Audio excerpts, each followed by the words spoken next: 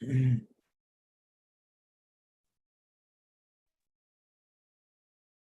are live, sir. Namaste, bhaiyon aur behnon. Namaste, ladies and gentlemen. Very warm welcome to yet another session from Sarthak and National Olympics Association of India. And today we are going to talk about something very interesting. We are going to talk about how the world of accessibility is changing.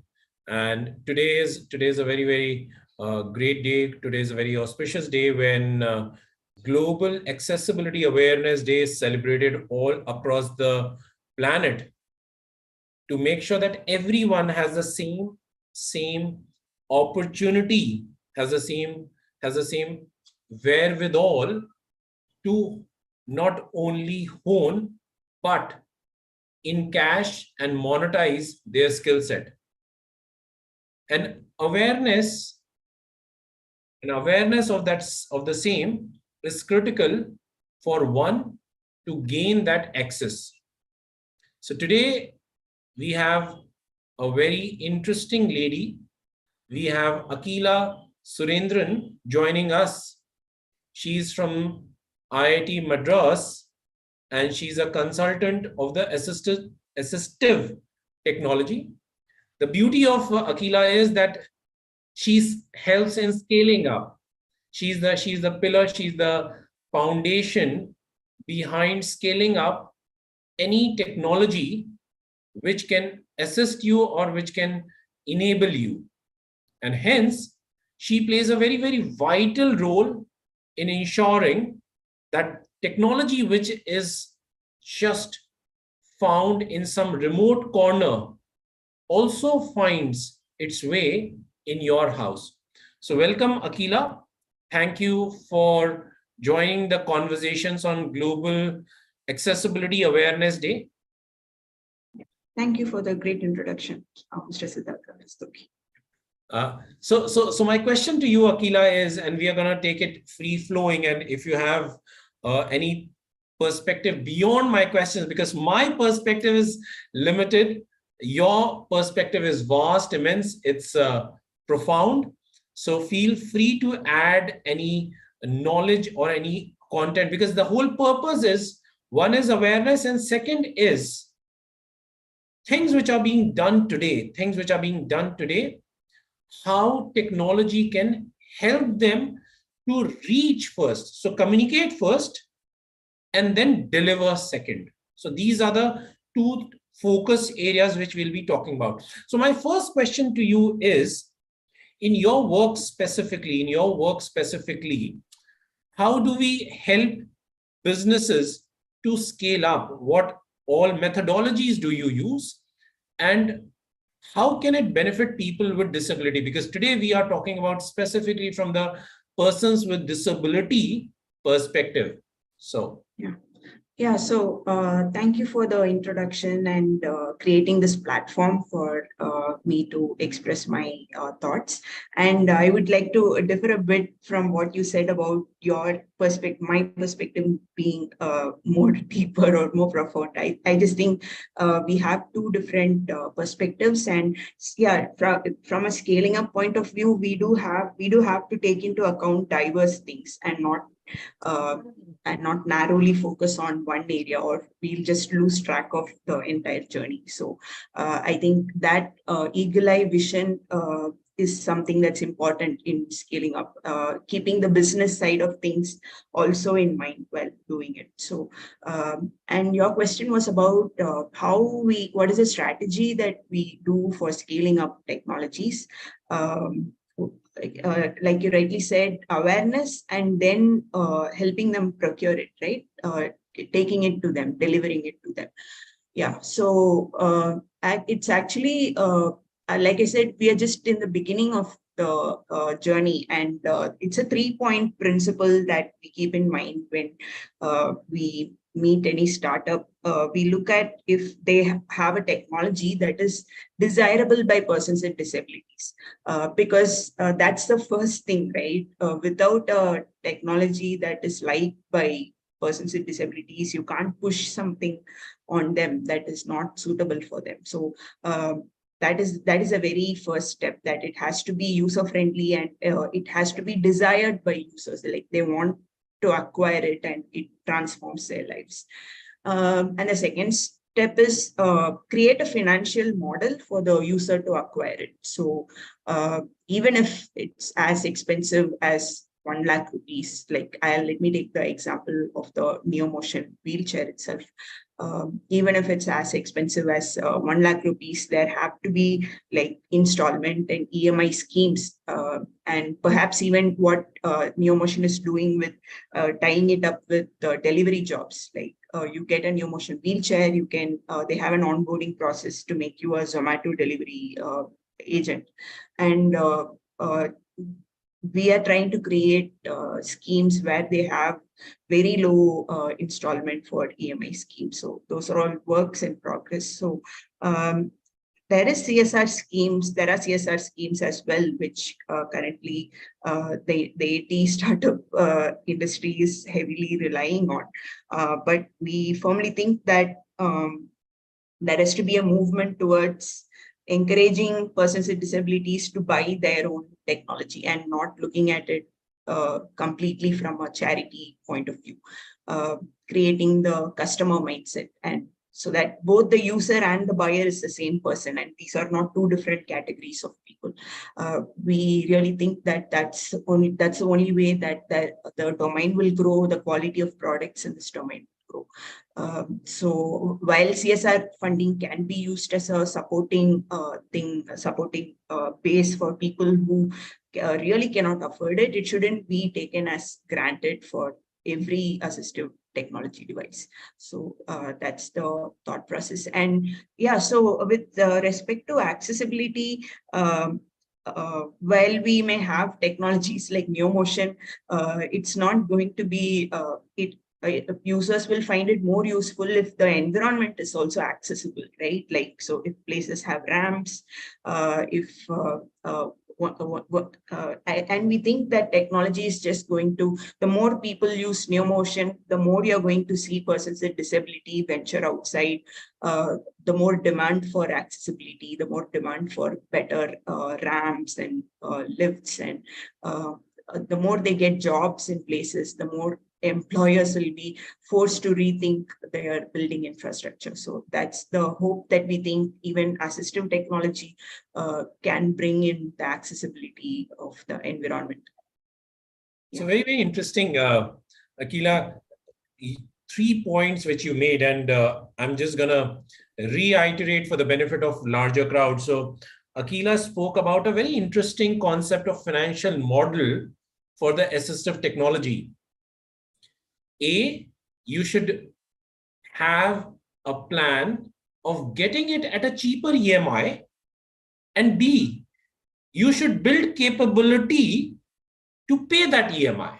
Fantastic. And it's a brilliant approach which you spoke about. Second thing which Akila spoke about is again very interesting, and this is the solving the problem of chicken comes first or the egg comes first.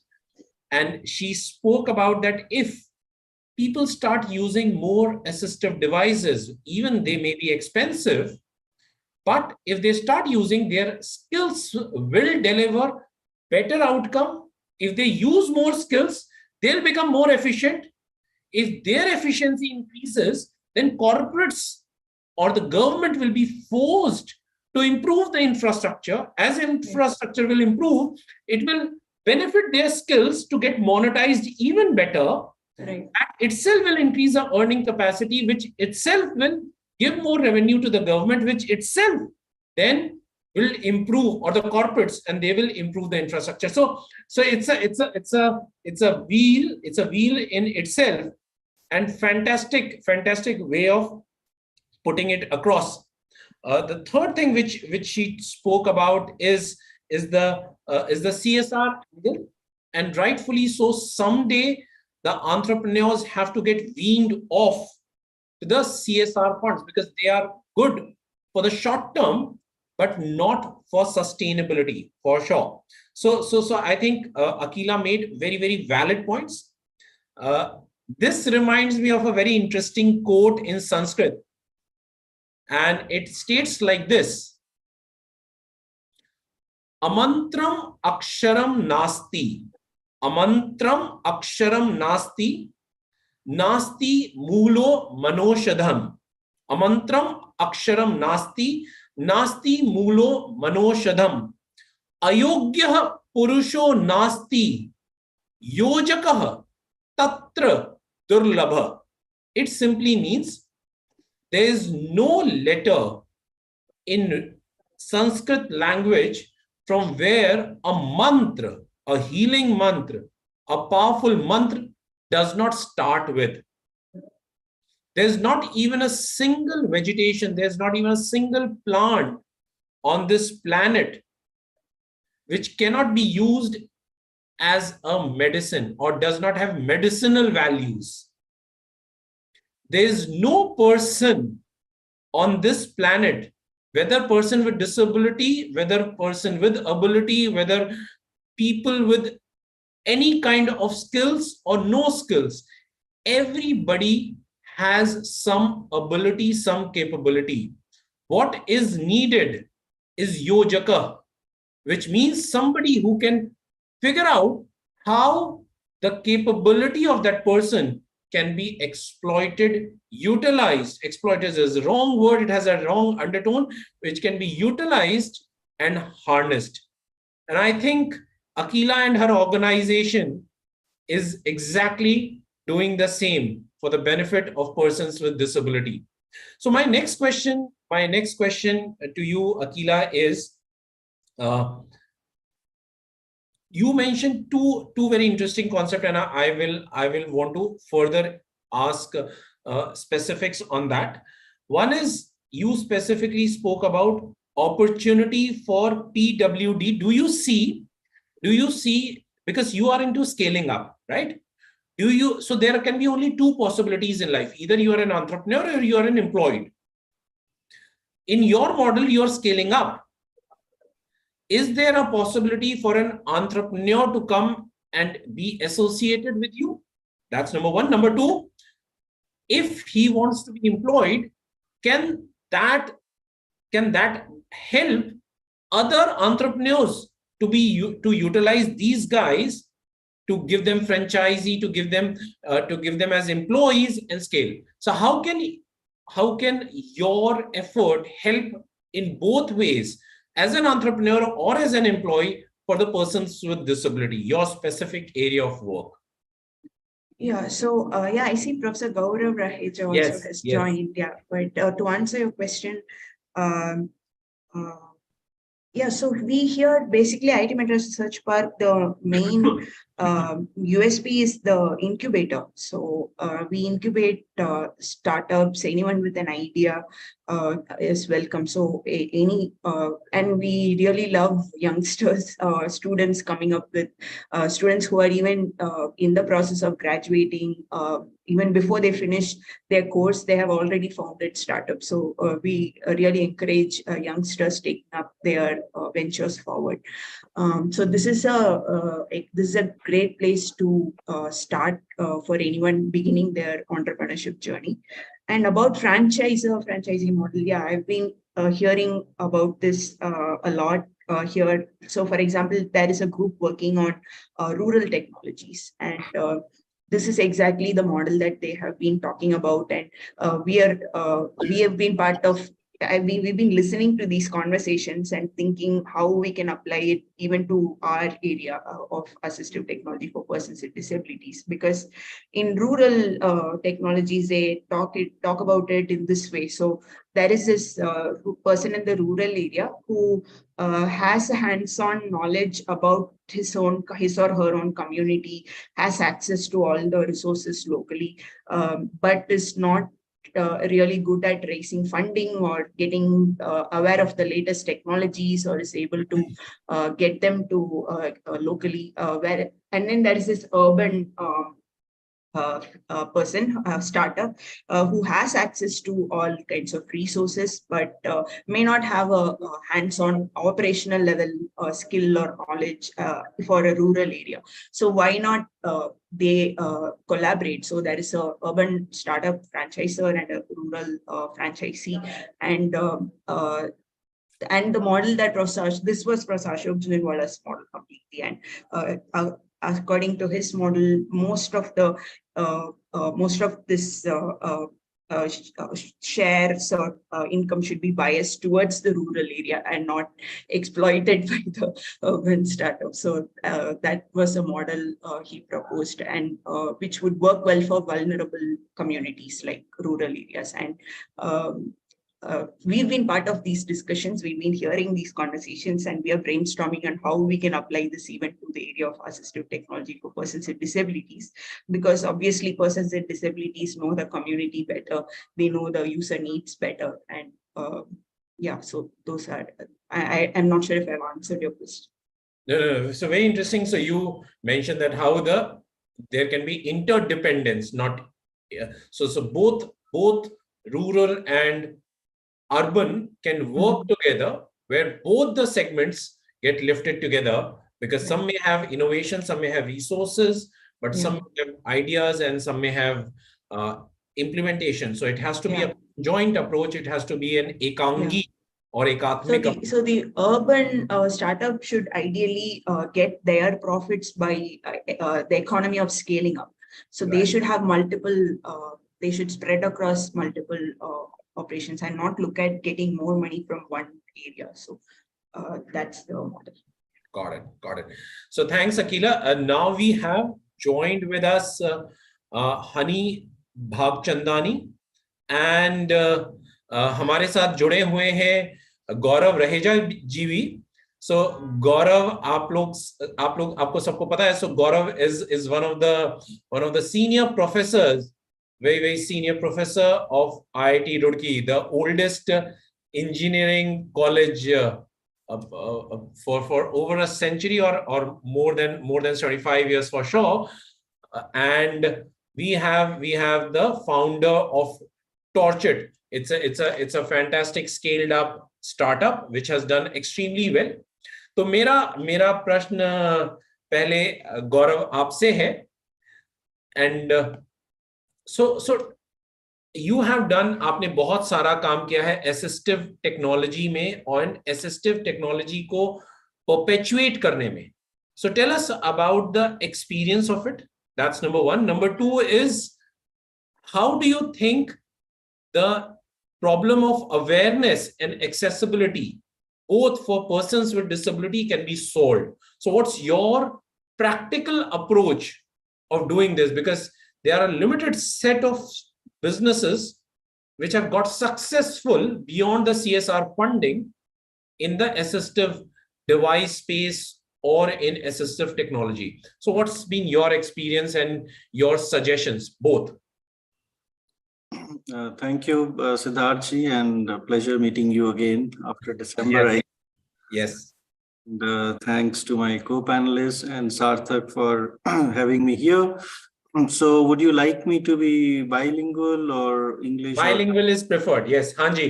तो अगर आप हिंदी और अंग्रेजी दोनों में वार्तालाप करेंगे, तो that will be वो बहुत ही अच्छा होगा. I might be at a little disability there because I don't understand Hindi. So Akila, we will keep translating for you, as well as what we are going to do, we'll ask you questions in English. हमारी जो यहाँ पे सभा है और हमारी जो सभाजन हैं, वो दोनों भाषाओं में सुनने के लिए तत्पर होंगे. तो इसलिए हम अंग्रेजी और हिंदी दोनों में ही वार्तालाप करने के लिए प्रेरित करेंगे अपने सम्मानित गेस्ट को. तो Gaurav ji. I hope I don't pose a challenge for Mansi by switching languages in between. So Mansi दोनों ही भाषाओं में निपुण हैं. Okay, fine. So anyways, I will keep it, try to keep it simple. First of all, मेरा काम बहुत ज़्यादा मैं शायद नहीं कह सकता असिस्टिव टेक्नोलॉजी में डायरेक्टली था, लेकिन इस सेक्टर ने मुझे काफ़ी इंस्पायर किया है, तो अब मैं उस सेक्टर में भी थोड़ा थोड़ा कुछ पर्सपेक्टिव्स लेने की कोशिश कर रहा हूँ। बिकॉज असिस्टिव टेक्नोलॉजी को अक्सर पर्सनल असिस्टिव टेक्नोलॉजी के एंगल से देखा जाता है, which is primarily the area in which most assistive devices, whether wheelchairs, hearing aids, white canes, and many other devices are there. Or सबसे पहला तो perspective that I want to keep here is that we are not here to compete with anyone. Businesses do compete, but accessibility does not require to compete. So if I can give the three words for ABC, because we have seen accessibility only dependent on technology or only dependent on information or only on infrastructure. I think I keep saying this: accessibility needs togetherness before technologies, because the T of togetherness will bring the issue together. And sometimes you can solve things with simpler technologies and sometimes with high technologies. There is no defiance on that part. But because the word accessibility also has to connect with one word in India, which is affordability. And that is where the technology and innovation is highly required. Now, there are two directions in this, and I'm not saying that if you take one direction, the other is not required to be taken. Both are required to be taken. For example, if you come on a wheelchair, which is a personalized assistive technology, and you talk about a technology like escalator, which is also a building technology through which you can climb floors, you cannot use a wheelchair to climb an escalator. So then you have a third answer for that is an elevator, which is a lift. Now, lift is also a technology which is also improvised day by day with many features embedded in it, including braille buttons, including audio alarms, including the manufacturability of it, and technologies to the extent that we have done a lot of retrofitting works on elevators, and installing these technologies in buildings makes life great for everyone. So you are not looking at these technologies as enabling only one sector, one set of population, or one person. And this is where, though I do not have big understanding of business, but a simple understanding of business for us is, if a business can scale, whatever we have seen in the startups, for a business to become profitable, it has to have a scale. And I personally feel the scale will only happen only if the business is built on concepts of inclusion rather than concepts of one single person. Because to be able to identify one single need-based person and to make your product reach, I think that will always be a challenge. And therefore, there is a lot of effort required at the stage of design and innovation, where we try, we test, we fail, and those processes do cost. And which is what I believe the young entrepreneurs do look for as an investment, ताकि उन पे कोई विश्वास करे और कोई उन्हें support करे कि वो थोड़ा इस तरह से इनोवेट, बिकॉज मुझे सक्षमताओं की कमी नहीं लगती. I think this country has immense potential, and we should never, I am very proud of the fact that we are in India, because I think we are projecting Indian population always as a B for burden, whereas I think I'm always looking at the population P as the power. हमारे पास इतनी जनसंख्या है, तो हमारे पास समाधान भी उतने होने चाहिए, rather than to say that all population is a burden. Rather, for business also to flourish, this is the population. So that is one perspective. The second thing, as I said, we use these two words, PAT and EAT, personalized assistive technologies and environmental assistive technologies. So I feel on the EAT side, I'm not seeing enough innovations happening in India. On the PAT, I see a lot of entrepreneurs struggling in India who are young, who come to even institutions like ours. They do an excellent job. In fact, I've seen myself even last time in IIT Madras when we met Akila in the Empower conference. Amazing innovations. But परेशानी यही होता है कि वो ground पे क्यों इतना नहीं पहुंच पा रहे, because those entrepreneurs are looking at financial models through which they can be distributed, through which tax exemptions can be given, and certain things which is not my domain. But I personally feel government and whatever policy support is needed, I think it must be completely blanket support. Closed eye support must be given for once. Because if we do not care for our own people with our own profession, I think Make in India is happening in our own institution. It does not require big factories, but it requires that support and trust which can enable within. And the third dimension to this, I personally feel is the model of services.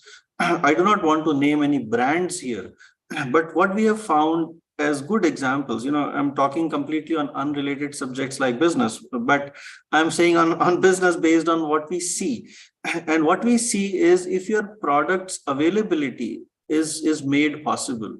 For example, I have studied various rural areas where wheelchairs are gifted on a particular day or on a particular moment, or even vision impaired people are gifted these things.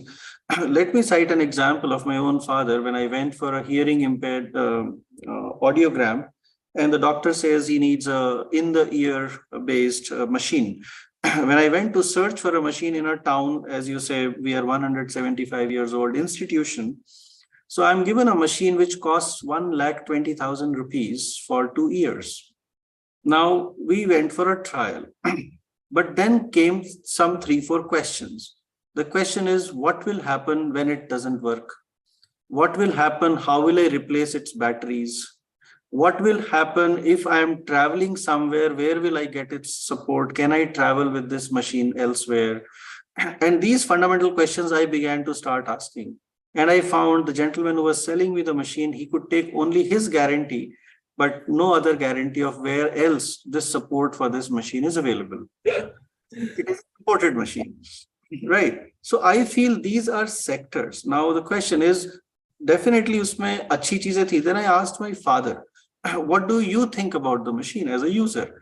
He says, बहुत फायदा नहीं हुआ. आवाज ऊंची इतनी होती है that my ear starts hurting even though I cannot hear much otherwise. So he says, what I need to hear is you talk slowly. I can hear you better instead of putting amplifiers in my ear. So I am not a hearing assistance specialist. So I leave that to specialists. We got the audiogram and analysis. But what I realized was, therefore, assistance and assistive technologies also requires a very strong service support model. And if I could pitch in from here, because it's just a crazy idea in the mind, why can't we have service support clinics in which you can take any assistive technology, and if there are employable people who are skilled from any skill development program, who can repair, who can provide you services within that service center, and also a part of your rehab, could integrate these kind of new business models also we have to think. Just like, I mean, sorry to take brand names, but the most famous taxi services, we say themselves owned no taxis because they were running businesses through a digital application. Likewise, everybody does not need to invent an assistive technology, but if some people can build businesses around supporting assistive technologies, I think that could be a very good sector to work in. So to conclude that the 3 ABC that I was saying, the A is the investment on access itself as a concept with assistance. And second, I say the B is a very conflicting point, because on one side we face the B of barriers, and on the other side we want to build the bridges, but this cannot happen unless the B of behavior is in the center. And that is a big challenge in the business also. And the third is the C, where the C of context and the C of culture is not bringing together in a collective action. Because when we say this solution works in America, this solution works in UK, why does this not work here? For example, I would say on streets, Honey is here a big innovator, and we are all his big fans of his product called Torch It. I say, Indian streets ke upar vision impaired क्यों able bodied भी बहुत face करता है emission sounds. I am not talking about pollution, I am talking about sounds, जिस वजह से you get clueless about direction. You can't even here your mobile phone. Now how does a vision impaired person under so many sounds get a sense of direction and navigation? So one answer you say is developed by honey, but I would say what in our technologies of vehicle design, can we make them less sound producing or produce such sounds in vehicles itself who can provide navigation to people instead of running over people? You know, so abhi wo opposition shuru ho gaya hai, vehicle versus humans, whereas we are talking about technology which can bring people together rather than create a distinction between them as affordance or this thing, is my take on it. Therefore, and I feel on the last point is that India का जो culture है उसमें भी बहुत amazing qualities हैं accessibility की. Unfortunately, because most forums talk only about technologies or infrastructure, उसको हम कभी एहसास में ही नहीं लाते कि हमारी communities में कितनी अच्छी qualities थी जिसमें interdependence पनपती थी और sustain भी करती थी. और यहाँ तक कि जब मैं even in a keynote I delivered in Germany on mobility hubs, one hand went up in the crowd and she said that my mother, who uses a wheelchair in Germany, more than now 65 years of age, considers India as more accessible. I was amazed to hear that answer, not to feel any chest pride about the country, but then I asked her how and why. And then she says that she considers Rajasthan as her second home. I said, all the more you've taken something where we have stone and historical architecture with least accessibility in terms of that. He says it's because of the welcomeness of the people. So when you hear these reflections in the outside world, I completely feel, yes, there are some good things that they have done. We must learn from them. But I also know after now almost 20 years of work in this field that not everything from there will work here. So it's not that we can outsource our future to the Western world. We have to insource, and we have the capability. We are confident we can solve it, but we have to come together. I think that is where I would stop. Thanks, Gaurav ji. Professor Raheja, आपने बहुत important और बहुत महत्वपूर्ण बात बोली, और दो जो सबसे ज्यादा स्ट्राइक आउट होती हैं, जो सबसे ज्यादा things which stand out. The first is accessibility should not compete.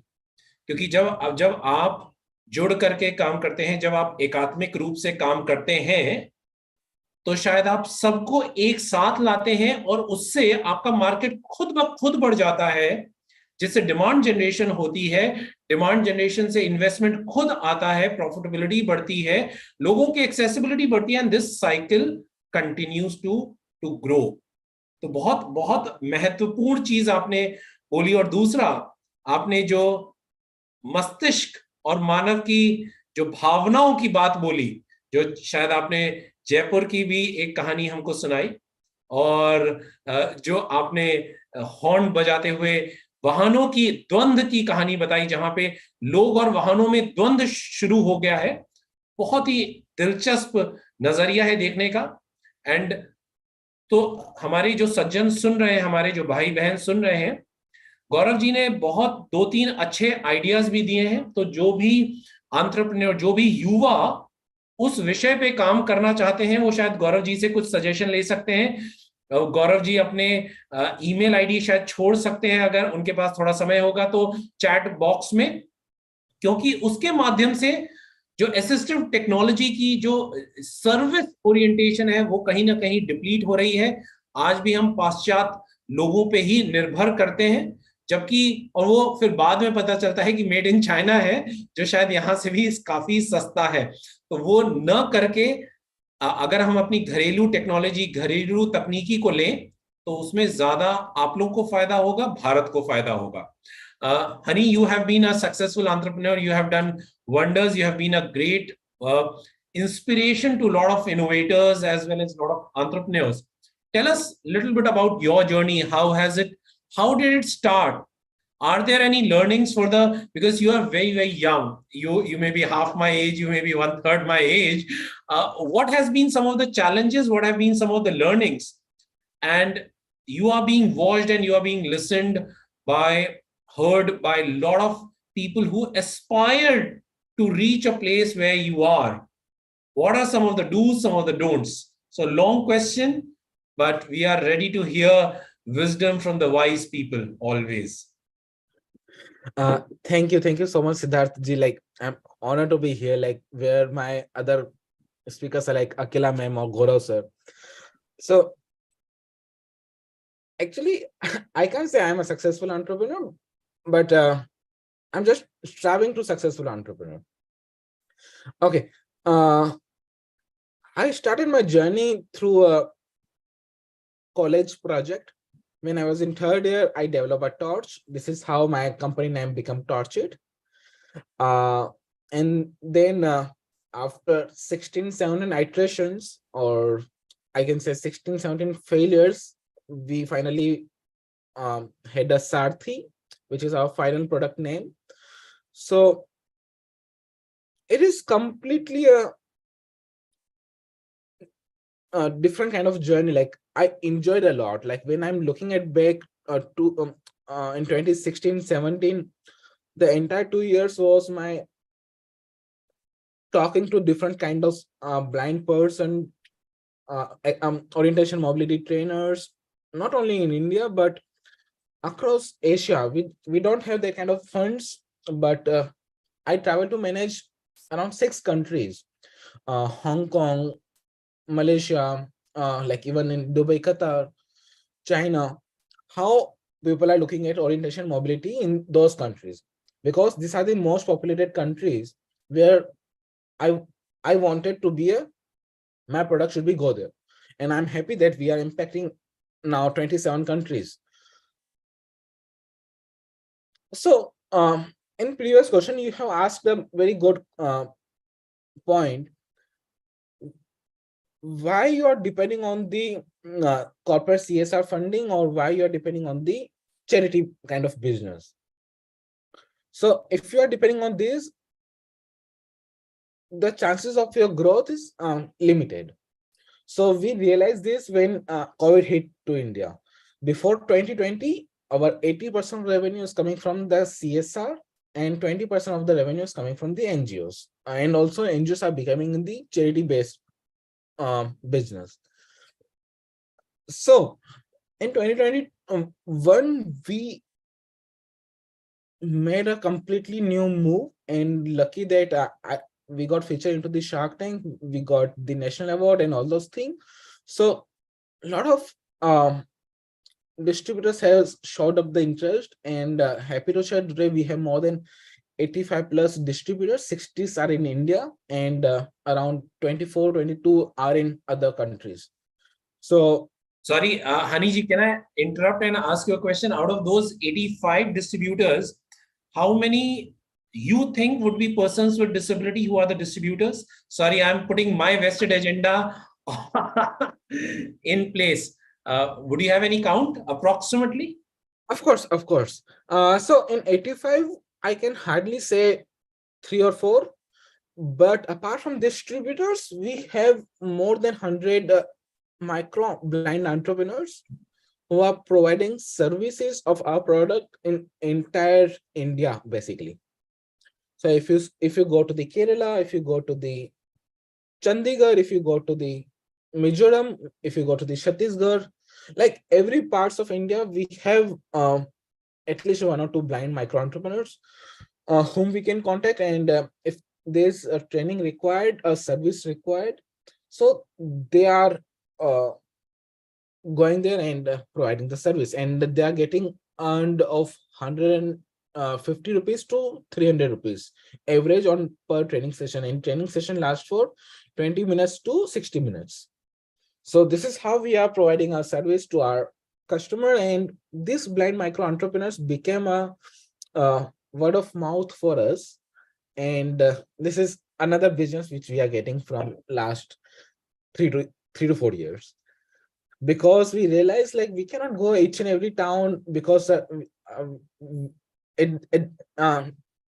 like every week we have some kind of other event in different parts of the India. We cannot send our team to everywhere. So that's why we have created this 100 micro entrepreneurs across India, and who are providing a great service, and and we got very exponential results in terms of business because people are getting service, and many people like say example any auntie or uncle sitting in Calcutta, they called us and they want service. Within next 2 days, a blind person reach to their location and he or she get trained. So this is entirely different model which we have created, and it helped us to sell other products as well. In 2020, we have realized that so many different kinds of canes are available in India. Like when I was started manufacturing of the white cane, there are around 15 odd types of canes which are already produced in India, but not are those standards which are available in the other parts of the world. Even we compare basically to the China. तो China में जो केन मिलता है वो $45 to $50 का मिलता है, which is roughly around 3,000 to 4,000 rupees. तो हमने वो चाइना का केन लिया and इंडिया में बनाया, and now we are one of the largest white cane manufacturer, one of the world. तो हमारा कैपेसिटी जो है अभी व्हाइट कैन बनाने का 1000 व्हाइट कैन पर डे है, and we have we have 150 rupees का white cane, we have 1200 का white cane. So we recently started manufacturing the white cane, roller white canes, and many popular like many educated blind person or employed blind person are now preferring to the roller white cane. So we are the first one who started manufacturing the roller white canes in India, and growing good. Like okay, so here is a funny story. I'm right now in the States, and I showed my white canes to here San Francisco Lighthouse, and they're selling white canes at $100, $70, and we are selling white canes at $9, $6, which is as far as their quality. And yesterday only I got a business of more than 2,000 white canes pre-order in San Francisco only.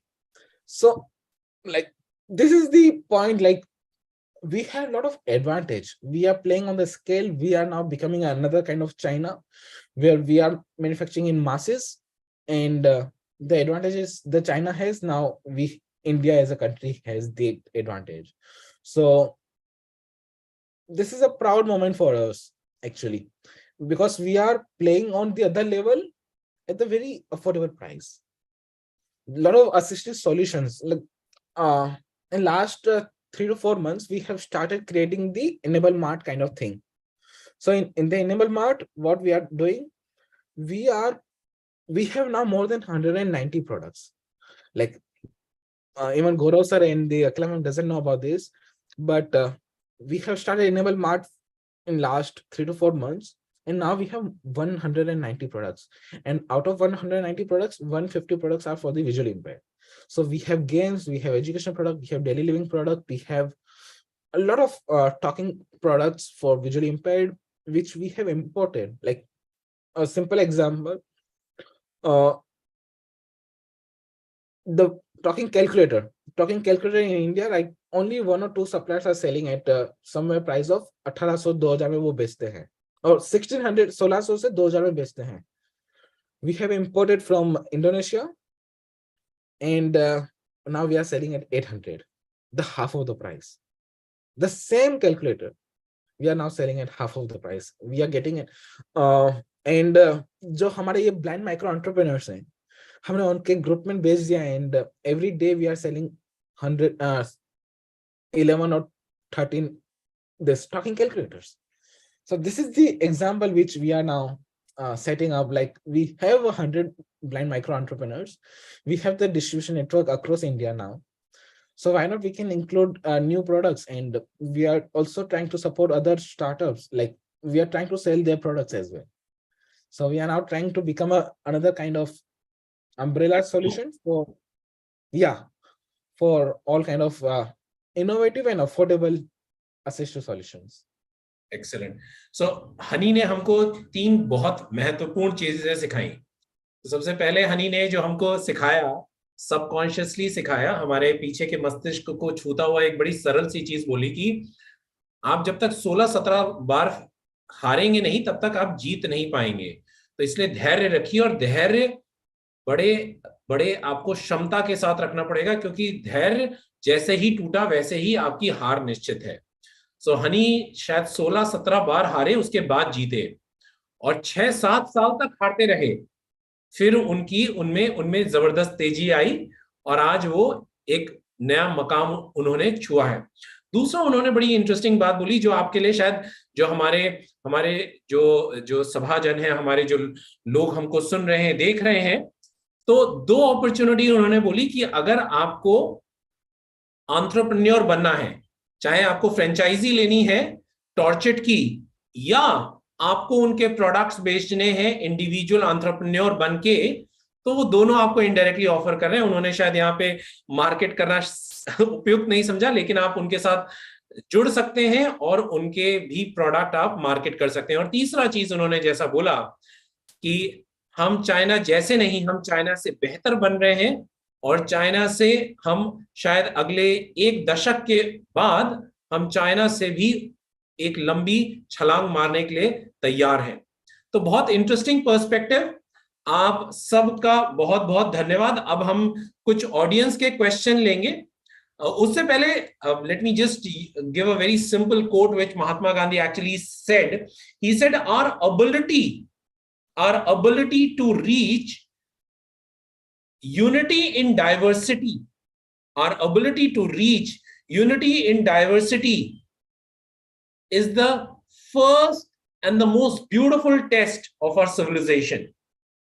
And that's what these entrepreneurs and these intellectuals are trying to do, is bridge the gap between this diversity, because diversity is not exclusive, it's not segmental, it's inclusive. And that's what these smart people are trying to do, all for all of you.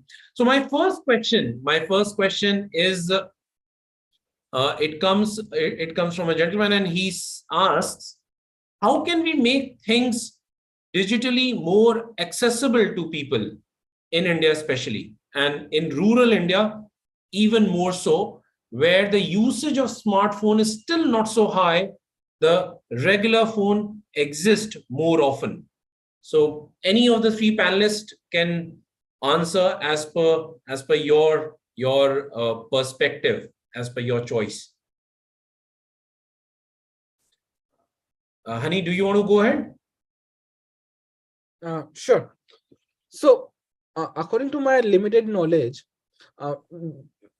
like even we हमने कुछ ज्यादा काम किया नहीं web accessibility के ऊपर, but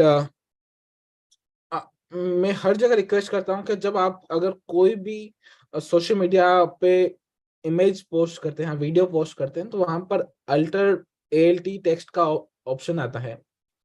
So you should put the description of that image or the video into alt text. So हमारे जो visually impaired भाई बहन हैं जो सोशल मीडिया यूज करते हैं, उनको वो पता चले कि इमेज का कॉन्टेक्स्ट क्या है. ये बहुत बेसिक सा माइंडसेट हमको चेंज करना पड़ेगा, स्पेशली इन इंडिया.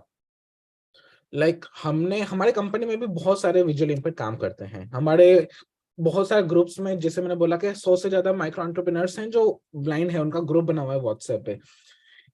हमने जब चालू किया था, इवन हमारी टीम है, उनका माइंडसेट नहीं था कि जो इमेजेस वो डालते थे तो उसका डिस्क्रिप्शन ही लिखते थे व्हाट्सएप पे. तो 4-5 ब्लाइंड लोगों के मैसेज आते थे कि what is this image about. So even हमारी टीम में वो माइंडसेट नहीं था. जब हम ब्लाइंड लोगों के लिए काम करते हैं तो ये माइंडसेट होना बहुत जरूरी है web accessibility, social media accessibility के लिए. जो भी आप इमेज डालते हो या वीडियो अपलोड करते हो, तो you should put alt text what is this image all about showing. And apart from web accessibility, अगर हम रूरल इंडिया की बात करें तो of course we need more and more content in the regional languages to make web accessible. So this is what with my limited understanding and knowledge, but thank you Ani. So good perspective. Alt A, right? आपने कहा Alt A.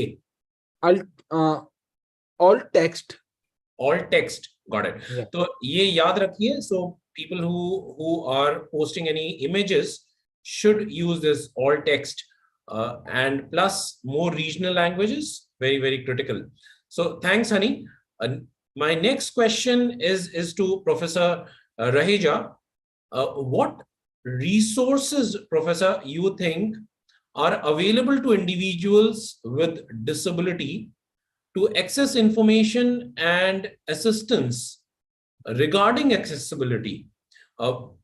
Sarthak, I know, uses very, very credible two platforms, Cap Sarthi and Rozgar Sarthi. So Cap Sarthi enables any and everything about persons with disability, from the registration certificate to applying of the certificates to the schemes running to everything which is needed for sustenance. जबकि रोजगार सारथी बात करता है कौन कौन से हमारे रोजगार संबंधी, आपके व्यवसाय संबंधी कौन कौन से आपके पास उपचार हैं, आपके पास कौन कौन से मेथड्स हैं और कौन कौन से अपॉर्चुनिटीज हैं, वो आपको रोजगार सारथी बताता है. But would like to hear professor your perspective on this, resources available to individuals for accessing information and assistance. Yeah, I think the question is very valid, and I would say it's interconnected to the previous question also, because ultimately the web accessibility or digital accessibility is a big cloud of information accessibility. Correct. And information, first of all, I think I'll go a step back first. For many of us, I feel in India today, still do not understand accessibility from this lens. The moment we talk about accessibility, general perception, it is not bad or good, but the general perception continues to be, moment you, it's like this, you know, when we talk sustainability, people hear it environment. When we talk accessibility, people hear disability. When we talk assistive technology, people hear is cost. So it's like हम कहना कुछ चाहते हैं लेकिन उसका असर कहीं और होता है, which means the whole discourse about accessibility in the landscape of information and web-based thing, which is rather, I would say, far more reachable than any physical product. And its impact, we have already seen the impact of social media to the extent the entire political world globally. Today, you know, or you hear from this, and I don't know how has it impacted the circulation of newspapers. So the whole physical product has got endangered as a newspaper culture because of a social media. I'm not saying it is good or bad, but a whole culture has got impacted. Now, coming to therefore the question of information, this thing, I still feel I will not comment on the global side of this, but since we are talking today on global awareness, Global Accessibility Awareness Day, and this year's theme is technology, I think information technology is one big spinner, wherein more than people with disabilities, it is the IT professionals who have to be made aware that by virtue of the product that you make, it can enable, and in many times it is disabling lives. Let me cite a small example here. I was recently coming from London, and at middle of night, I had to reach the airport because the flight was in the morning at 7:30. So I prefer to travel by train. But on the airport, as you know, in European airports, nothing works at middle of night. So, but I was not expecting a scene that a completely blank airport with only one thing, machines, blinking reds and greens, almost like 70 odd machines for self check-ins and for self baggage tagging. And which means I have to do everything on my own. And frankly speaking, I was a little scared because there was no human around me. And because the problem is you have to also look into the visa. I could not understand whether my passport this way is right way to press for a scan or that way is right.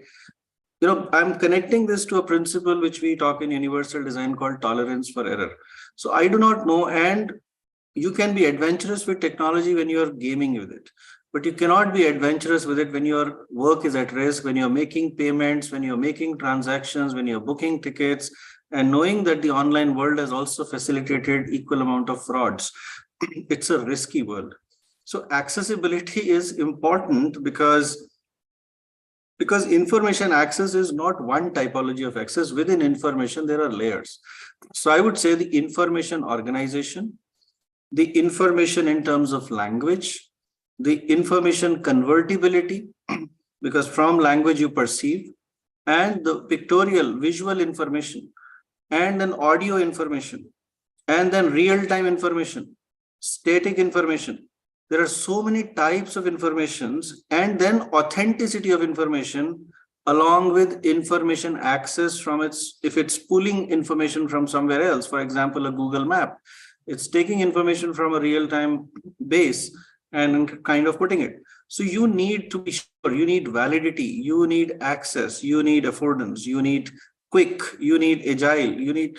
So what I'm trying to say is there's a huge amount of work that is needed to be done. And all that people expect here is, and I'm just saying that London thing is because I finally managed in 3 trials to complete this. You know why? Because by the time I would search for some information to be put in, it would say timeout. So even the information process, and that is what scares you with the machine, that whom do you go and seek help? There was nobody. But paradoxically, why am I saying that this is so valid? Because after 5 minutes of me doing this, I actually got a pain in my spine because the machine interface and its design was such that I had to keep myself in certain posture with heavy luggage and backpack on your back. And this is something very critical on when you're designing an information system for providing access. And then what happens is another gentleman waves a hand at me from a distance. He was from that country. And he says, hey, do you know how this works? I said, well, I thought I should be asking this to you, but now that I have worked with it in 3 trials, I'm happy to help. And would you believe that I've had such a sense of joy and a little pride that I know how to operate this new machine and I can help somebody who's a resident of this country operating this machine. What I'm only trying to say is all the information technology also needs guidance. And if that support is provided on a web support, which most of the times today we call them as chat bots and these kind of things, which are very scary. And I have tried many such information loops, which take you from one level to another level to third level to fourth level, and you're always hanging up with these toll-free numbers. So this whole information loop network, I believe, is a big game, and web accessibility needs I would say now the time has come, we have to stop talking about compliance. We have to start talking about enforcement. Exactly. Number one, right? And the story of compliance versus enforcement also is a challenge because I have been raising this question and I know sometimes you don't get a very good answer. What do you want your child's score to be in a school? 30%, 40%, or 90%, or 100%? And why do you celebrate 100%? You should celebrate then 40%. Because the whole debate on accessibility, whether it is web, whether it is infrastructure, or whether it is service, is stuck only at 40% debate. It's always about compliance. And compliance is always questioning reasonable accommodation. So, and therefore, this whole subject always falls under that loop of minimum achievability and never maximizability. And so having said this, now coming to the point that on what platforms can this information be made available? I would say ideally, in my opinion, there should be only one single stop. Because now there are multi-organizations trying to work on multi-models and multi-modes of providing diverse people with disabilities different kinds of information, and which I presume is like you have to hunt for information from one point to the another. I would say, why can't the government website should provide this one thing on the ministry's website, single click, because from that single click, you can go into disability type. If you know this is my disability type, we have enough researchers by now, we know what kind of needs would exist. And that need can guide me directly into whether I need educational-based support, employment-based support, travel-based support, or technology-based support, or AT-based support. I think if anybody needs help, I am ready to volunteer on this part. It's not rocket science. It's doable. We have the knowledge. People have the understanding. But this should be, I would say, it is a state's responsibility. It is not an NGO's responsibility. If they are doing this, I would say they're doing a great service. Because why I'm saying this, and there is a reason for this. The reason is no other organization has the stamp of validity and authenticity. And if their information is found to be incorrect, what will happen? And therefore, I'm saying the basic services which we expect should be minimum services to be made available to people with disabilities, the information about that which is under the provisions of the law and under the provisions of this constitution, it's their right to have access to that. And it's not a charitable service any longer. And to provide this information, in fact, I have been telling in various government forums also, it's okay if something is not accessible, but can you please write this on your website that this is not accessible as of now? And you can always say below it, we are working on it and it shall be accessible. Because the moment this happens, the government websites can become very strong aggregators of what is accessible and what is not accessible. And when you know this is not accessible, you can then go to the next level. Why is it so? Is it because of poor enforcement, or is it because of lack of something else? You can provide that and sort it out. I'm saying this again, sorry to keep bringing back the example of London because of recent visits and recent understanding of what accessibility initiatives they have. So the London tubes, just citing an example of information, if somebody wants to travel from destination A to destination B, अपने घर से मुझे कहीं जाना है, एक app है जिसको बोलते हैं TFL. I would suggest people want to download it, they can download here as well. It's called Transport for London. उस ऐप में there is a switch, which is just a touch thing, whether you want to switch on the accessibility mode or not. And that accessibility mode, they have used a very beautiful language. They've called it step-free mode. The moment you switch on step-free mode, it starts showing you all stations which have step-free features and creates your route as a step-free route. So it does not mean that every station there is accessible, but because of this information, your route guidance becomes important information. And I find this is an amazing facility कि मुझे घर बैठे मैं अपना travel trip plan कर सकता हूं, और ये चीज इंडिया में भी डुएबल है. IT प्रोफेशनल्स हमारे पास हैं. It is, even if it takes a little cost, look at the advantage of this, because it's not only for a wheelchair user. Frankly speaking, I was using step-free mode as a baggage user because मेरे पास 50 kilo का baggage है, तो मुझे ढूंढना है कहां से मैं अपना रास्ता चाहे लंबा हो लेकिन accessible हो. It is possible through an information technology. I've used it. It benefited me. So I am talking about it. Now, likewise, if you see web-based information in basic sectors, I think we should put a Maslow's pyramid on this and see what is basic and what is advanced. So if you see basic is physiological services. So aapko roti, kapda, makan basically supplies all of your groceries and basics. If you want accessibility to that, we must talk about information accessibility for home delivery services. We must talk about services like banking services. If you are doing it from home, your bank has to be accessible. So today your bank should not be only a physical bank, but rather a bank which is on your palm top must provide you accessibility, and you have to ask for it before you open an account. And it can we put it into the form of the bank? Are you accessible? Yes or no? If yes, what is the level of accessibility? So in which they must say 3 levels. Our web is accessible, our transactions are accessible, our infrastructure is accessible, our employees are trained, and our services are accessible. Only then your banking is accessible.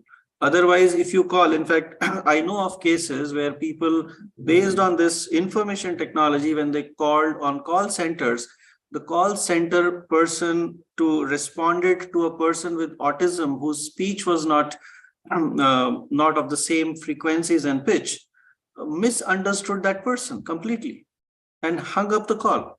So it's because it's not just a web-enabled service, it's something that your backend services have to tangle along with it. Only then actions will happen, because somewhere or the other, things translate from technology to some services, and I believe that loop also has to be seen for different kinds of services. And third, I feel very important is transportation services, where rural or urban. Now, a rural person, I'm these days talking to a child who at the age of 2 had cancer, lost one eye, another eye has blurry vision, and has to travel from a village of Odisha to urban city.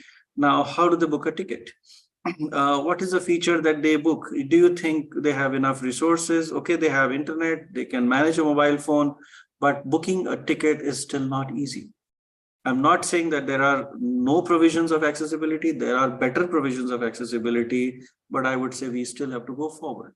So because there the rural and urban is not differentiated. The question is my website available in multilingual possibilities? Yes. And nowadays there are features. In fact, I'm happy to share that we recently created a small website, test website for my own lab, with adding accessibility features, which comes around 85% accessibility on it. And it makes provisions the moment you click on the web access. Various possibilities come. If you are a person with ADHD, it provides you a different kind of experience. If you are a person with vision impairment, it integrates with your screen readers and other softwares, and I could do this at zero cost. So if I could do this at zero cost, I'm sure people who are better than me in IT can do this at even a small investment with making these features accessible. So I would say if a regulatory practice is put in place, no app henceforth and no website henceforth should be allowed to be accessible, but we already have created a zillion amount of websites. It's like, the same way, the way we are adding our infrastructure, now we are adding problems of making it accessible by retrofitting. So we are already in the retrofit mode. Let's understand IT retrofitting is a mammoth task. It is not easy because IT professionals, sorry to say, not everybody is made aware of accessibility. I wish if Sarthak in their future or anyone else amongst us could come together and really organize this in a big way. I think IT, because I'm not from IT directly, but I now feel the need that IT is the largest population of professionals that India produces. And if accessibility is not embedded in their DNA of coding, of everything that they produce, I think we will continue to get high-end experiences, but we might lack a lot on accessibility. Because, for example, the color systems. Now, many websites, many apps still forget the light reflectance values, the high color contrast, the choice of fonts, the way the navigation bar has to be made. I think the simple answer is keep it simple. And even if you are not a hi-fi designer, you must understand that keeping a website simpler helps everyone. And the more it is inclusive, the more will be the footfalls, the more will be the possibilities of more users coming in. Such that today, frankly speaking, post-COVID, I have also declined my eyesight a bit, and I feel low vision is becoming a challenge. I'm sometimes reading blurry vision, so I need to adjust contrast values. You know what? I am using my mobile phone lens and to zoom into things to start reading it. So using technology as a handy tool to read medicine labels, to read low size text. But if you start producing websites which enables the text in Zoom form, the text in multilingual, many websites in India I see do a lip service whose only front page is convertible to a second language, but the remaining pages are not in other languages. Can we not make it mandatory? And I think we have done enough. The laws are in place, the guidelines are in place, the IS code is in place, the W3C standards are in place, WCAG tools are in place, everything is in place. The only thing is now, I think a very strong thing, only 2 words if I can say, is the awareness of the hearts. The minds know it, but they are still escaping it. And the second is the enforcement, which is no tolerance on it, zero tolerance. Stop it, because inaccessibility is adding a huge burden to all of us. Even able-bodied people have low vision, and elderly people, if I can tell you, people with aging whose hands actually shiver, with Parkinson's or others. In my own family, I've seen wrong numbers getting pressed and gas subsidy is going away because of a wrong press with the ear, because of handshakes. These are neurological disorders, neurodiverse people. So I believe we have to be very sensitive to the web accessibility information being provided. And very clearly, I think the NGOs and organizations working in this can add as arms and limbs to the government. But it is important that the government is guided on this, that it must be a one-stop point to get these services, rather than, because every state will have different kind of things. And my only worry is the information authenticity. It's easy to provide information, but authenticity happens with the seal of the government. So some degree of control from the government would be a great enabling feature. We need to guide this, and we need to make some very strict punishments on people who've not been able to do this. And there must be a deadline to this, I feel. Very well said, Professor, on this. My last question, and we have run out of time because 5 o'clock was the conclusion time. So Akila, last question. The question is, if someone wants to start a business that is inclusive and accessible to persons with disability, what steps should they take to ensure their premises, services, and products meet the necessary standards? Since you work so closely with incubators and the startups, so it's a relevant question from your angle. I think there are, like as Professor Gaurav Raheja said, there are already guidelines available that are pretty standardized and well tested and over time. And so guidelines are there. Look at the guidelines, whether if it's a software product, you have to implement digital accessibility. If it's a service or a building infrastructure you need to create for your business, then you better have ramps and lifts and make it accessible for all kinds of people. And then get actual users, different kinds of people to try these things out before you actually implement it, and do it right when building these things rather than after, so that you can make these things better on the go, because retrofitting obviously adds more cost to it. So I think these are well established, and people should be able to find this information online. They can definitely reach out to people who know accessibility better, like Professor Gaurav Raheja or other people in the domain. So thank you, ladies and gentlemen. आप सबका बहुत बहुत धन्यवाद. सौरभ जो हमारे साथ जुड़े हुए हैं, जैस्मिन जो हमारे साथ जुड़ी हुई हैं, उन सबका भी बहुत बहुत धन्यवाद. सारी सार्थक टीम का, जिन्होंने ये एक मुहिम शुरू की, जिन्होंने एक प्लेटफॉर्म दिया जिसके माध्यम से हम सब बात कर सके, हम अवेयरनेस पैदा कर सके एक्सेसिबिलिटी के बारे में. प्रोफेसर रहेजा, अकीला जी, हनी जी, आप सबका बहुत बहुत धन्यवाद.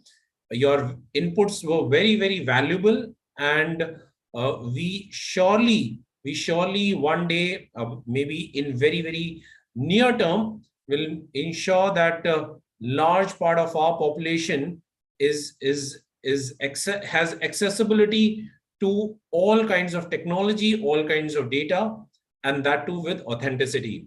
Yeah, I would just like to, because I didn't get, I would like to also appreciate what Honey has been doing, because he's one of those few rare people who is doing entrepreneurship in this area and has continued to do it over a long time, and especially in the service delivery part. So a lot of these technologies are not really sophisticated, right? He was talking about making ordinary white games, but really making it low cost, high quality, and supplying it to the world. So good job, Honey. Thank you. So एक ही हमारा मकसद होना चाहिए, make in India, make for India and make for world. तो अगर हम इस मोटो से आगे बढ़ेंगे तो शायद अगले 8 से 10 साल में, या हो सकता है 15-20 साल में, हम विश्व की सबसे बड़ी अर्थव्यवस्था बन सकें. जुड़ने के लिए बहुत बहुत धन्यवाद. अपने विचारों को प्रस्तुत करने के लिए बहुत बहुत धन्यवाद. और सभी दर्शकों को मेरा बहुत बहुत धन्यवाद, क्योंकि आपने बड़ी नम्रता विनम्रता से ये क्वेश्चन पूछे, ये सारे प्रश्न पूछे. और अगर आपको दोबारा जुड़ना है तो प्रोफेसर रहेजा ने अपना ईमेल आईडी शेयर किया है. आप सार्थक के साथ जुड़ करके अकीला जी का और हनी जी का भी ईमेल आईडी ले सकते हैं और उनको लिख सकते हैं। आपके कोई प्रश्न बाकी रह गए हैं तो उसके लिए मैं क्षमा प्रार्थी हूं। धन्यवाद और जय हिंद।